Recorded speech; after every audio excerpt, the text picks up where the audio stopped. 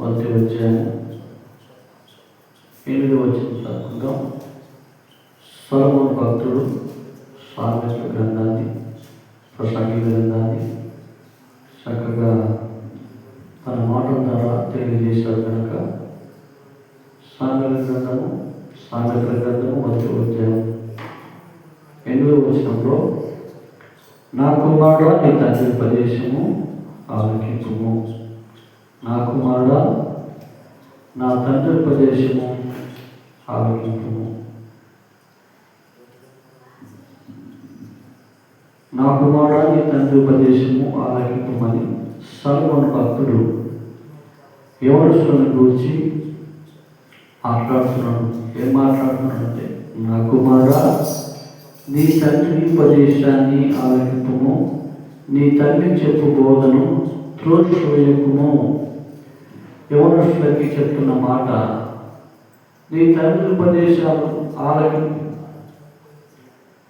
తండ్రి చెప్పే ప్రతి మాటను ఆలకించాలని చెప్పి యవనస్తులకి గురించి సొలొమోను భక్తుడు మాట్లాడుతున్నాడు. అదేవిధంగా నీ తండ్రి చెప్పే బోధను కూడా నువ్వు త్రోసివేయకూడదు. ఈ రాత్రి ఈ మైశబ్దం ద్వారా వాక్యం ఉంటున్న యవనస్తులారా, నీ తండ్రి ఉపదేశం ఆలకించాలి. నీ తల్లి చెప్పు బోధను త్రోసివేయకూడదు.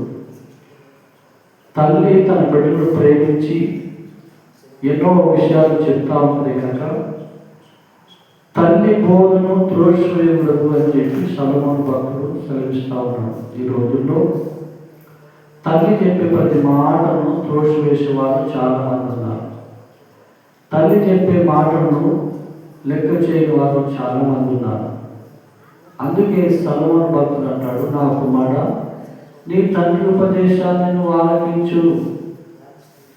నీ తండ్రి చెప్పే బోధను, నీ తల్లి చెప్పే బోధనను ఆలకించాలి.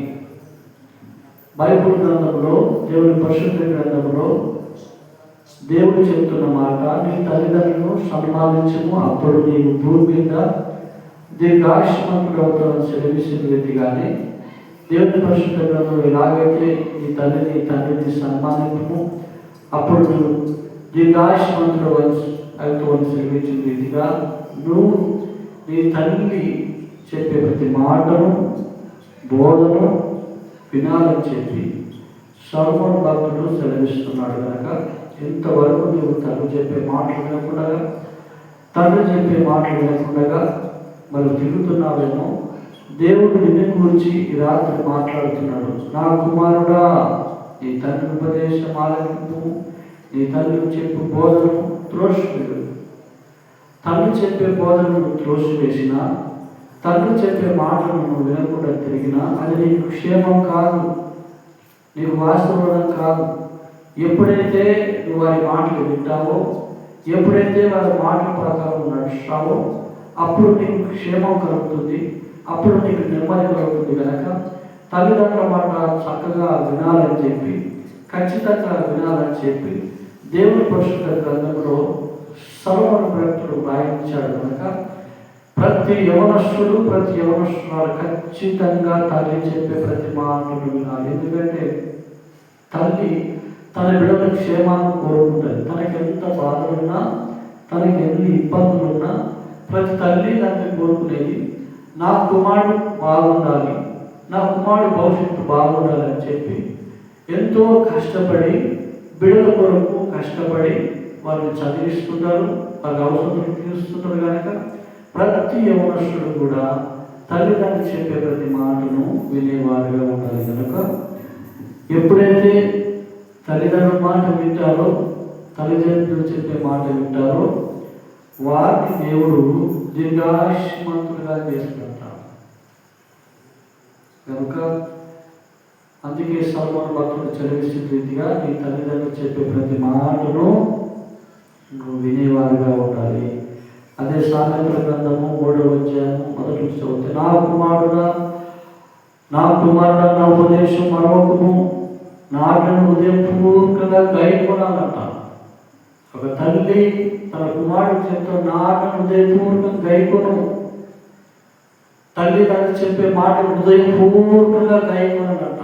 పోయిపోయింది కాదు, హృదయపూర్వకంగా గాయకును. అవి దీర్ఘాయును, సుఖ జీవితం గడుచు సంవత్సరం నీకు ఇస్తాడు. ఎప్పుడైతే హృదయపూర్వకంగా తల్లిదండ్రులు చెప్పే మాటలు నువ్వు వింటావో, గాయకుంటావో, అవి దీర్ఘాయును, సుఖ జీవంతో గడుచు సంవత్సరంలోనూ నీకు ఇస్తుందంట.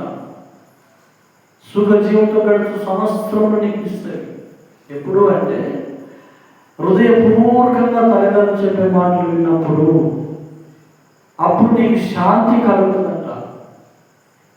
ఎప్పుడైతే వారి మాటలు వింటావో నీకు సుఖజీవము సమస్యలు కలుగుతాయి. అలాగే నీకు శాంతి కలుగుతుంది. అలాగే దయను, సత్యమును ఎన్నడూ నేను విడిచిపోనీయము. వాటిని కంఠభూషణంగా ధరించుకునము. నీ హృదయమును పలక మీద వాటి రాష్ట్రకును నా కుమారుడా. అప్పుడు దేవుని దృష్టి అందును, మానవుల దృష్టి అందును నీవు దైవంది మంచివాడని అనిపించుకుంటావు. ఎప్పుడు అంటే నువ్వు మంచివాడని ఎప్పుడు అనిపించుకుంటావు? తల్లిదండ్రులు చెప్పే మాటలు వాటిని గైకున్నప్పుడు నీకు దయను, సత్యమును ఎన్నడూ విడిచిపోదంట. సుఖజీవన సంవత్సరాలు నీకు సుఖము, జీవమును కలిగజేస్తావంట. అలాగనే నీవు దైవాన్ని మంచివాడని అనిపించుకుంటావు. వారి మాటలు త్రోసి వేయకుండా వారి మాటలు విన్నప్పుడు నువ్వు మంచివాడు అనిపించుకుంటావు. నువ్వు మంచి పేరు, మంచి సాక్షిగా జీవించాలంటే నా కుమారుడా, నా కుమారుడా, నా ఉపదేశం మరొకము, నా హృదయపూర్వకంగా గైకొనము. అలా గైకున్నప్పుడు నీ సబుద్ధిని ఆధారం చేసుకునక నీ పూర్ణ హృదయంతో యెహోవాను నమ్మకించుము. నీ ప్రవర్తనతో ఆయన అధికారాన్ని ఒప్పుకును. అప్పుడు ఆయన నీ త్రోవను సరళం చేస్తాడు. నీ త్రోవను సరళం చేయాలంటే నీ తల్లిదండ్రులు చెప్పే మాట వినాలి. తల్లిదండ్రులు చెప్పే మాట వినకుండా నువ్వు వెళ్తున్న మార్గాలు సరళంగా కావు. నువ్వు చేస్తున్న పని మంచిగా జరగదు. నువ్వు అనుకున్న పని, నువ్వు అనుకున్న ఆలోచన మంచిగా జరగాలి. మంచిగా జీవించాలంటే నీ మార్గాలు సరళం కావాలంటే ఇదిగో ఆయన నీ మార్గాలు సరళం చేసినట్టే. ఎప్పుడు సరళం చేసినట్టే దేవుడి పరిశుద్ధ గ్రంథంలో చెప్తా ఉన్నాడు, నా కుమారుడా, నా ఉపదేశము మరొకము. ఫిలిప్పీయులకు రాసిన పత్రిక 2వ అధ్యాయము దేవుడి పరిశుద్ధ గ్రంథంలో నుంచి ఫిలిప్పీయులకు రాసిన పత్రిక 2వ అధ్యాయము 12వ వచనంలో అపోస్తలుడైన పౌలు గారు చెప్తున్న మాట, కాగా ప్రియులారా మీరు ఎల్లప్పుడు విధేయులై ఉన్న ప్రకారం నా ఎదుట ఉన్నప్పుడు మాత్రమే కాక మరి ఎక్కువగా నేను మీతో లేని ఈ కాలమందును భయముతోను వణుకుతోను మీ సొంత రక్షణను కొనసాగించుడి. అపోస్తలుడైన పౌలు చెప్తా ఉన్నాడు, ప్రియులారా మీరు ఎల్లప్పుడు విధేయులున్న ప్రకారం నా ఎదుట ఉన్నప్పుడు మాత్రమే కాక మరి ఎక్కువగా నేను మీతో లేని ఈ కాలమందును భయముతోను వణుకుతోను మీ సొంత రక్షణను కొనసాగించుకునుడి. అపోస్తలుడైన పౌలు నేనున్నప్పుడే కాదు, లేనప్పుడు కూడా మీరు భయపడాలి. సేవకుడు ఉన్నప్పుడే కాదు, సేవకు లేనప్పుడు కూడా మీరు భయపడాలి. అందుకే నేను మీతో లేని ఈ కాలమందును భయంతో వణుకుతూ మీ సొంత రక్షణ కొనసాగించుడి. మీరు ఎల్లప్పుడు విధేయులు ఉన్న ప్రకారం నా ఎదుట ఉన్నప్పుడు మాత్రమే కాక మరి ఎక్కువగా నేను మీతో లేని ఈ కాలమందును భయంతో వణుకుతూను మీరు సొంత రక్షణ కొనసాగించుకోండి. ప్రియులారా, దేవుడు అంటే భయం ఉండాలి. ఏముండాలి? దేవుడు అంటే భయం ఉండాలి. భయపడతాం. ఏంటి భయపడతాం? మనం రోగాలకు భయపడతాం, అదేవిధంగా పిల్లికి భయపడతాం, మనుషులకు భయపడతాం, కానీ దేవుడికి భయపడతాం. అందుకే రోడ్డు మీద వెళ్ళినప్పుడు కూడా భయపడతాం. ఎవరో చెట్టు నుంచి వచ్చి గుంజుతారో భయపడతాం. అన్నిటికీ భయపడతాం ఈ భూమి మీద, కానీ దేవుడికి భయపడలేదు. కనుక యవనస్తులారా, భయంతోనూ వణుకుతోనూ మీరు దేవునికి భయపడేవారుగా ఉండాలి. మీరు ఎల్లప్పుడు విధేయులు ఉన్న ప్రకారం నా ఎదుట ఉన్నప్పుడు మాత్రమే కాక మరి ఎక్కువగా నేను మీతోనే ఈ కాలం అందరూ భయంతో వణుకుతూ మీ సొంత రక్షణ కొనసాగించుకోవాలి. మీ రక్షణ కొనసాగించుకోవాలి. ఎల్లప్పుడూ రక్షణ నిర్లక్ష్యం చేయకూడదు. ఎవరసలు కొడుకులు దేవుడు చెప్తున్న మాట, మీరు నాకు భయపడాలి అని ఎప్పుడైనా రాసిన పత్రిక, ఎప్పుడైనా రాసిన పత్రికలో మాట ఉంటుంది. 11వ అధ్యాయం 7వ వచనంలో ఉంది, విశ్వాసం బట్టి నోవాహు అది వరకు చూడని సంగతులను గురించి దేవుని గురించి హెచ్చరింపబడి భయభక్తులుగా వాడి తన ఇంటి వారి రక్షణ కొరకు ఒక ఓడను సిద్ధపరుచుకున్నాడు. నోవాహు దేవునికి భయభక్తులు కలిగి దేవునికి భయపడి తన ఇంటి వారందరి కొరకు, తన ఇంటి వారి రక్షణ కొరకు ఓడను సిద్ధపరుచుకున్నాడు. నోవాహు దేవునికి భయపడేవాడిగా ఉన్నాడు. నోవాహు కుటుంబం కొరకు రక్షణ ఓడను సిద్ధపరుచుకున్నాడు కనుక ప్రియ దేవుని బిడ్డలారా, ఈ రాత్రి దేవుని వాక్యం వింటున్న దేవుని సంగమా, యెహోవారా, నోవాహు ఎలాగైతే దేవునికి భయపడ్డాడో యెహోవారైన మీరు కూడా దేవునికి భయపడేవారుగా ఉండాలి. అందుకే అన్నాడు, నోవాహు అంటాడు, ఏమంటాడంటే విశ్వాసం బట్టి నోవాహు అది వరకు చూడని సంగతులను గురించి దేవుని చేత హెచ్చరించబడి భయభక్తులు కలబడి తన ఇంటి వారి రక్షణ కొరకు ఓడను సిద్ధపరుచుకున్నాడు. యెహోవా, నీవు నీ ఇంటి వారి కొరకు ఒక ఓడను సిద్ధపరచుకునే వారిగా ఉండాలి. అపోస్తలుడైన పౌలు చెప్పిన రీతిగా, నా ప్రియులారా, మీరు ఉన్నప్పుడే కాదు నేను లేనప్పుడు కూడా మీరు భయముతోనూ వణుకుతోనూ మీ రక్షణ కొనసాగించుడి. మీ రక్షణ నిర్లక్ష్యం చేయవద్దు.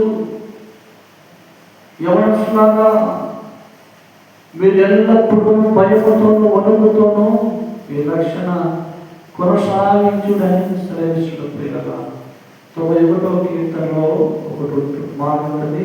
91వ కీర్తన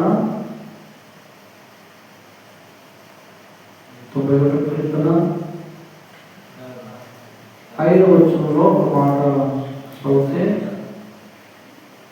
5వ వచనంలో, రాత్రి వేళ తనకు భయముకాయను, పగలు వేళ ఎప్పుడు బాణముకాయను, చీకటిలో సంచరించు తెగులుకాయను, మధ్యాహ్నమందు పాడు చేయి గోధుమకాయలను నువ్వు భయపడుతుందువు.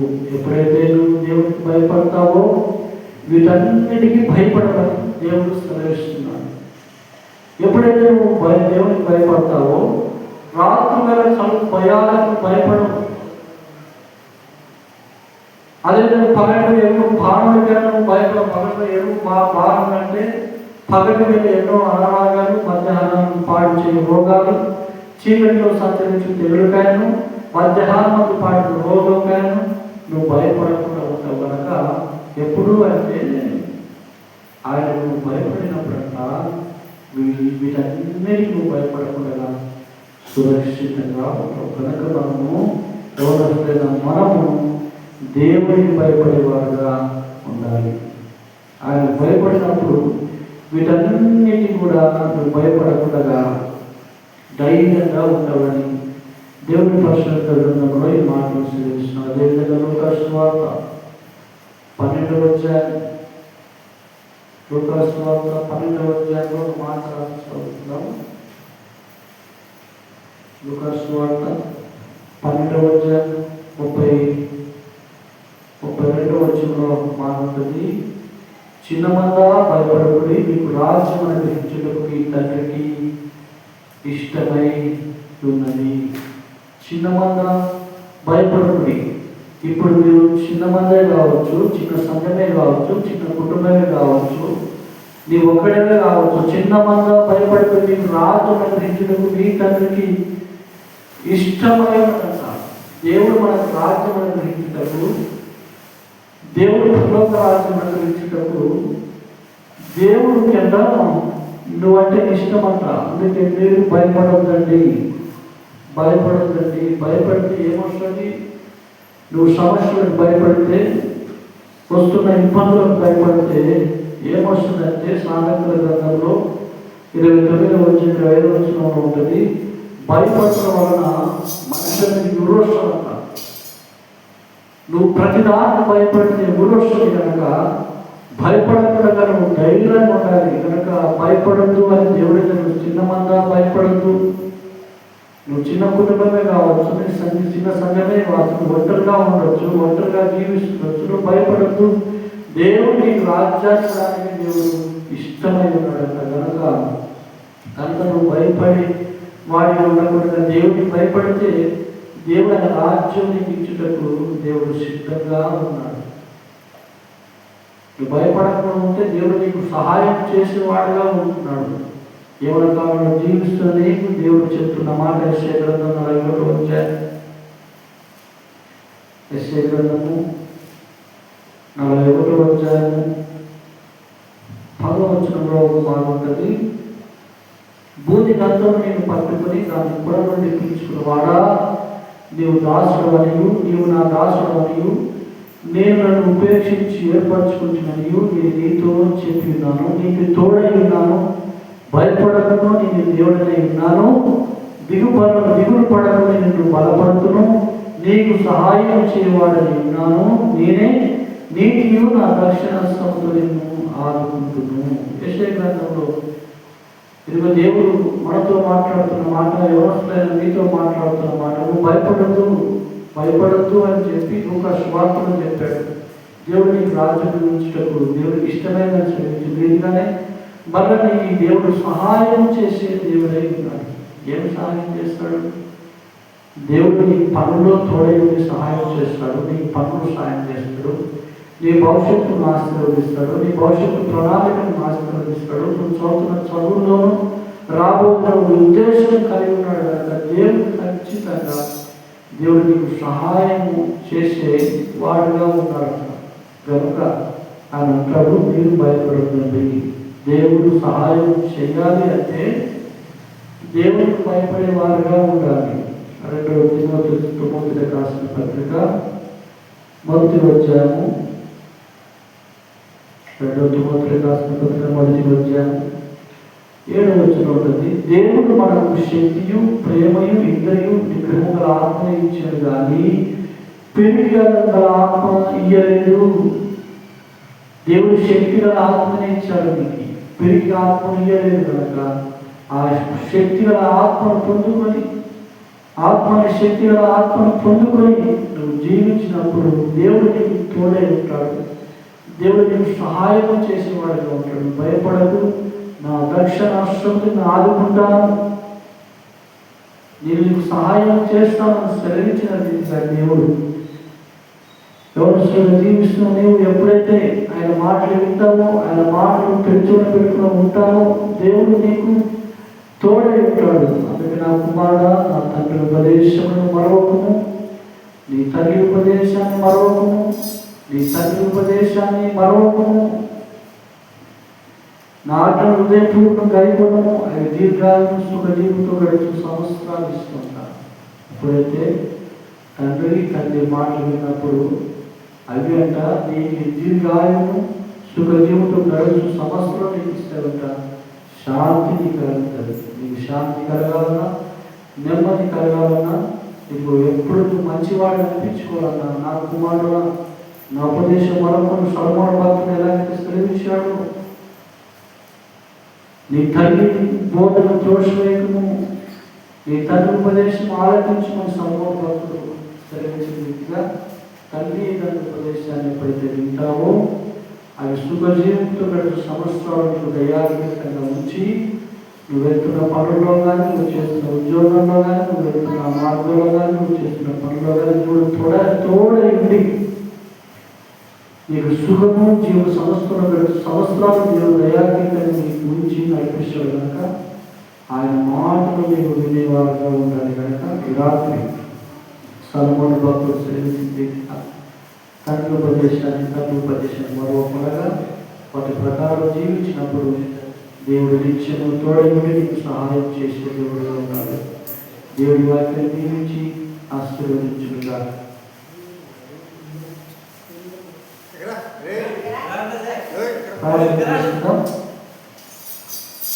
మహాపరిశుద్ధుడైన తండ్రి, మహాగణుడానికి స్తోత్రాలు. ఇంతవరకు మీ సన్నిధి తోడుగా వచ్చి మీరు నడిపించిన విధానం బట్టి స్తోత్రాలు చెల్లిస్తున్నాం. సొలొమోను గ్రంథంలో నుంచి సొలొమోను భక్తుడు వ్రాయించిన మాటలు తండ్రి, రాత్రి మీరు మాట్లాడిన ప్రతి మాట బట్టి వందనాలు స్తోత్రాలు చెల్లిస్తున్నాం. ప్రభువా, మీరు ఎట్లయినా